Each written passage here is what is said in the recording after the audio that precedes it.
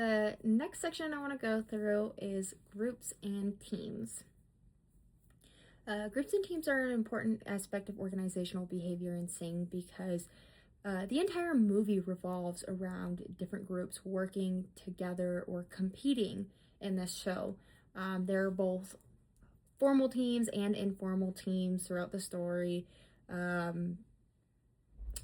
Formal teams include the management team running the show and the competing performance teams. The informal teams include Johnny's family working together for their robberies. There's the bear crew that Mike is dealing with throughout the movie. They are an informal, I guess, gangster type of group. Within the show, each competing act functions as its own team with different roles and skill sets. For example, we have Rosita and Gunter, and they form a singer-dancer team. Ash and her boyfriend, they performed as a singer-guitarist duo.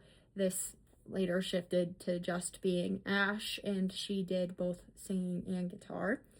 The Frogs were a group team competing, and they coordinated singing and dancing. The Foxes, the beginning that tried out, the ones that just kept showing up, they performed this synchronized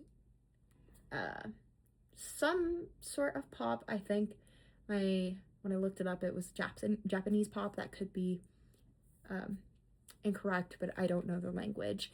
The Rabbits that tried out, they performed singing and dancing as a group. The Birds and the Turtles, they're two separate groups, but they each form their own musical teams and try out as well. Several concepts from organizational behavior, managing people in organizations by Griffin and Phillips appear in these groups. There are clear differences between formal and informal groups, and many of the performance teams act as a cross-functional team because they combine different specialties, species, talents, abilities. The movie also shows task roles and maintenance roles, and there's moments of, another vocab word here, social loafing, when some performers rely too heavily on others, and examples of cohesion where teams with shared goals perform better.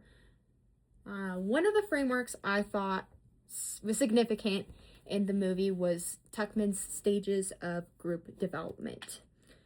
Tuckman and Jensen wrote an article called Stages of Small Group Development Revisited, and they confirmed the 5 predictable stages, the original Tuckman stages, that groups go through, which is forming, storming, norming, performing, and adjourning.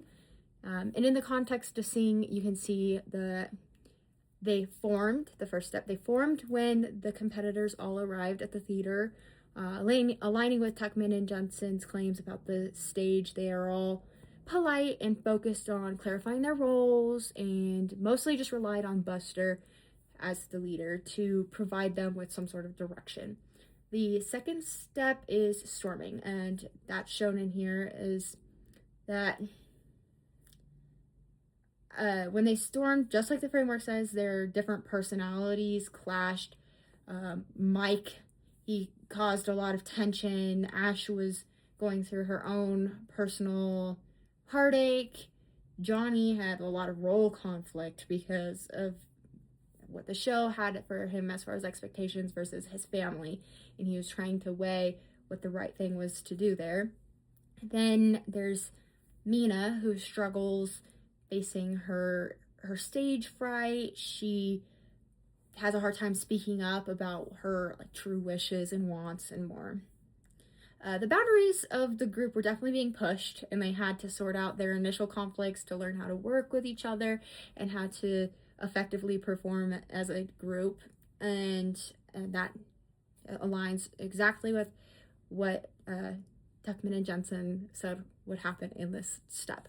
The third step is norming, and norming appeared as the animals started to support each other, and they started to trust each other more because they get to know each other, and they kind of get through that initial conflict. An example of this would be when like Johnny got support. Johnny got support from the show members, and as this progressed, the animals got into the rhythm of things and were able to unite and become more cohesive as they went. And of course, the fourth step, the peak of the little chart here, is performing. And this, given the name, it occurred when the animals finally put on their show and their final performance. The setbacks along the way helped them to be stronger, more complex group. The final performance from each animal was spectacular, which also supports Tuckman and Jensen's correlation between high-performing